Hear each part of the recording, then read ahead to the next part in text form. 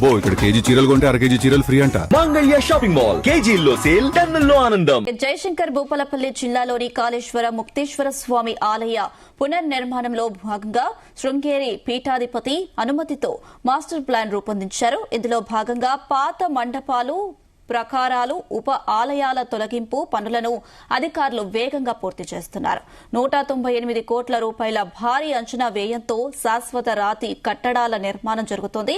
ఇక శృంగేరి పీఠం మార్గదర్శకాల ప్రకారం మండపం, ప్రకారాలు, గోపురాల తొలగింపులకు భక్తుల సౌకర్యార్థం బాలల ఏర్పాటు చేయనున్నారు. ఇక ఈ ప్రక్రియను 2027 గోదావరి పుష్కరాల నాటికి తొలి విడత పనులు పూర్తి చేయనున్నారు.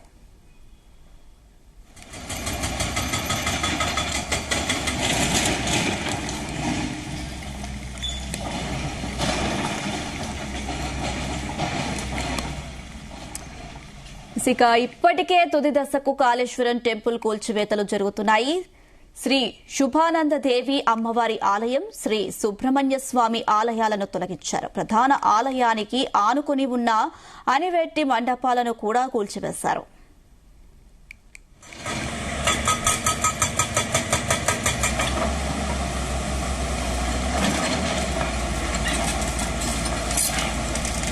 ఇదే అంశానికి సంబంధించి మరిన్ని అప్డేట్స్ మా ప్రతినిధి రాజు పటేల్ అందిస్తారు. రాజు పటేల్.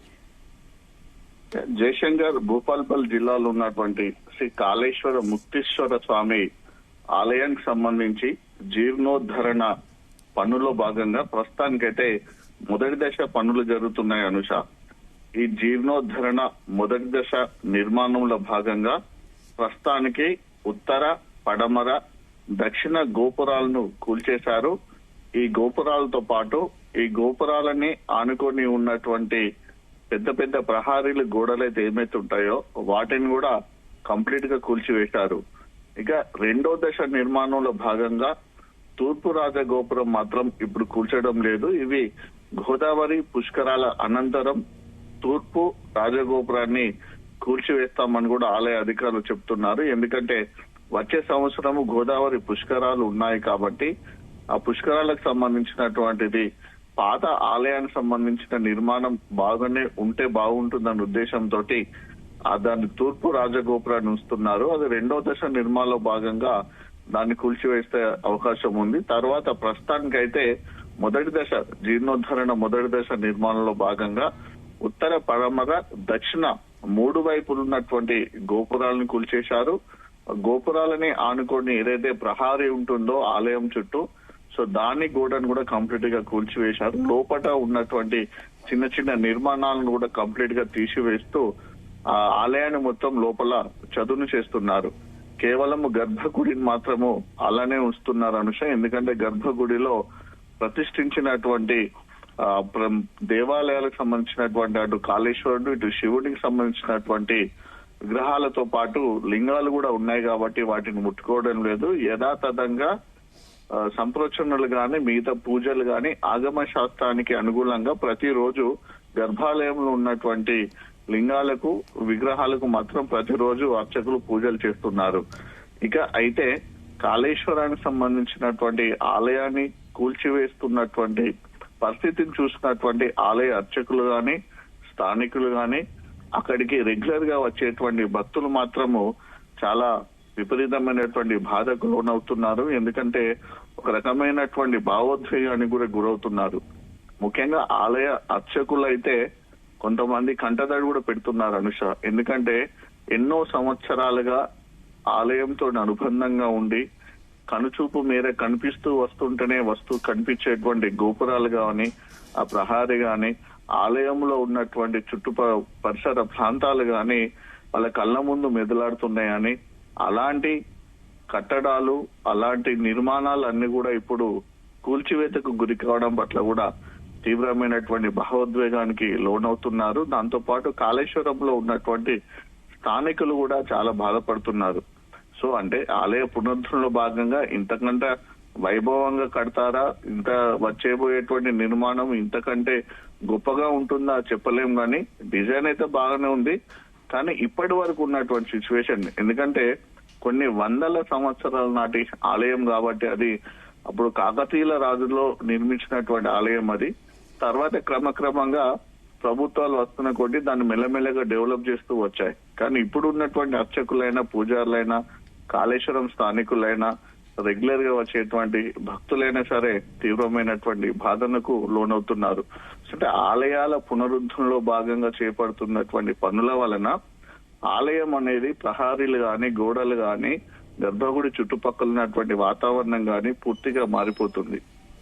సో కంప్లీట్ గా ఇప్పుడు ఎలా ఉందంటే కంప్లీట్ నిర్మానుష్యమైనటువంటి ప్రాంతం కనిపిస్తుంది. కేవలం ఇప్పుడు గర్భగుడి ఒకటి మాత్రమే మనకు కనిపిస్తుంది. అక్కడ కంప్లీట్ గా కూడా సైడ్ కి సంబంధించినటువంటి ఏ ఒక్క గోడ కానీ ఏది కానీ లేదు. సో అంటే ఆలయం ఇక్కడ కొత్త వాళ్ళు ఎవరైనా వస్తే ఇక్కడ కాళేశ్వరం ఆలయం ఉంది అంటే నమ్మశక్యం కాని విధంగా ఉందన్నట్టు అక్కడ. అంటే అంత చిన్నగా ఇప్పుడు కనిపిస్తుంది అక్కడ. ఎందుకంటే పెద్ద పెద్ద గోపురాలతోటి, ప్రహారీతోటి కనువిందుగా కల్పించినటువంటి కాళేశ్వరం ఆలయము ఆ కళను పూర్తిగా కోల్పోయింది. దీంతో వచ్చినటువంటి భక్తులు కూడా ప్రస్తుతానికైతే చాలా బాధకు లోనవుతున్నారు. ఇక స్థానికులు, అర్చకులు అయితే ఒక రకమైనటువంటి భావోద్వేగానికి లోనవుతున్న పరిస్థితి కనిపిస్తుంది. కేవలం ఇప్పుడు ఒక కాళేశ్వరమే కాదు అనుష, అటు వేములవాడ శ్రీ రాజరాజేశ్వర స్వామి ఆలయం దగ్గర కూడా ఇదే పరిస్థితి కనిపిస్తుంది. దాంతో పాటు నిర్మల్ జిల్లాలో ఉన్నటువంటి బాసర జ్ఞాన సరస్వతి ఆలయానికి సంబంధించిన కూడా పునరుద్ధరణ పనులు జరుగుతున్నాయి. సో ఇంకా ఆ బాసర ఆలయానికి సంబంధించినటువంటిది పునరుద్ధరణ పనుల భాగంగా ప్రస్తుతానికైతే కూల్చివేతలు అయితే జరగడం లేదు. కానీ సో అక్కడ ఉన్నటువంటి ఆ పూజారులు గాని, స్థానికులు గాని, ఎక్కువగా వ్యాపారస్తులు అక్కడ ఉండే వాళ్ళు కూడా ఇప్పటి వరకు ఉన్న గుడి ఇక కనిపించదా, ఇన్ని సంవత్సరాల పాటు మేము చూసినటువంటి ఈ ఆలయ ప్రాకారాలు గాని, ఈ గోపురాలు గాని, ఈ వాతావరణం గాని ఇక మీద కనిపించదు అనేటువంటిది విషయం తలుచుకొని మాత్రము తీవ్రమైనటువంటి బాధకు లోనవుతున్నారు. ఇక వేములవాడ దక్షిణ కాశీగా వెలుగొందినటువంటి వేములవాడకు వెళ్తే కూడా అసలు ఒక రకమైనటువంటి విపరీతమైనటువంటి బాధకైతే గురవుతున్నటువంటి పరిస్థితి అక్కడ భక్తులు వ్యక్తం అవుతుంది అనుష. ఎందుకంటే వేములవాడ కూడా అటు మనకు విపరీత పెద్ద మనకి ఎంట్రన్స్ లోనే పెద్ద ప్రకారం ఉంటుంది, రాజగోపురం ఉంటుంది, ఇంకా ఇక్కడ మంచి వాతావరణం ఉంటుంది, అటు కోనేరు ఉంటుంది. అటు కోనేరులో ధర్మగుండంలో స్నానం చేసి, గుండంలో స్నానం చేసి రాజరాజేశ్వర స్వామి భక్తులు దర్శించుకుంటారు. ఇప్పుడు అలాంటి గుండం లేదు, ఏం లేదు. భీమేశ్వర స్వామి ఆలయంలో ఇప్పుడు పూజలు జరుగుతున్నాయి. అంటే భక్తులు అయితే ప్రస్తుతానికైతే ఒక అసంతృప్తితోటి మాత్రమే ఈ ఆలయానికి వెళ్తున్నారు, అసంతృప్తితో మాత్రమే దేవుణ్ణి దర్శించుకున్నట్టుగా కూడా వాళ్ళు చెప్తున్నారు అనుష. కానీ నిజమైన ఆలయము, వందల వేల సంవత్సరాల నుంచి ఉన్నటువంటి ఆలయము, స్వయంభుగా వెలిసినటువంటి విగ్రహాలు, లింగాలు ఉన్నటువంటి దేవుణ్ణి దర్శించుకోకుండా మేము వేరే దేవుణ్ణి దర్శించుకుంటున్నాం అనేటువంటి ఒక భావన అయితే భక్తుల్లో ఉంటుంది. సో వేములవాడ రాజరాజేశ్వర స్వామికి అయితే నిత్యము తెలంగాణ ప్రాంతంతో పాటు మిగతా చాలా ఏరియాల నుంచి కూడా వస్తారు. వేములవాడ రాజరాజేశ్వర స్వామికి ఇంకా పేద మధ్యతరగతి భక్తుల యొక్క తాకిడి చాలా ఎక్కువగా ఉంటుంది. ఇప్పుడు మనకు శ్రావణం స్టార్ట్ అవుతుంది ఈ అమావాస్య తర్వాత నుంచి కూడా. శ్రావణం అంటేనే చాలా శివునికి ప్రీతికరమైనటువంటి మాసం అది. సో కంపల్సరీ శ్రావణంలో వేములవాడకు చాలా మంది వస్తుంటారు. వేములవాడ రాజరాజేశ్వర స్వామిని దర్శించుకోవడానికి కూడా చాలా మంది వస్తుంటారు. అలాంటిది రాజరాజేశ్వర స్వామిని దర్శించుకోకుండా భీమేశ్వర స్వామిని దర్శించుకుంటున్నాము అనేటువంటిది ఒక బాధ మాత్రం భక్తుల్లో ఉంటుంది. ఏదైతే ఇన్ని సంవత్సరాల పాటు చూసినటువంటి ఆలయానికి సంబంధించినటువంటి రూపురేఖలు భవిష్యత్తులో ఎలా ఉంటాయో తెలియదు. కానీ ప్రస్తుతము కూలిపోయినటువంటి గోడలు గాని, జరుగుతున్నటువంటి పనులను గాని చూసి అయ్యో ఇంత ఘోరమైనటువంటి పరిస్థితి, ఇలా కూల్చివేశారా గోడల్ని, పెద్దగా కనిపించేటువంటి గోపురం కూడా లేకుండా పోయింది, ఎందుకు ఇలా చేస్తున్నారు అనేటువంటి ఒక ప్రశ్న మాత్రము భక్తుల్లో నుంచి స్థానికులనైతే ప్రస్తుతానికైతే ఉత్పన్నమవుతుంది.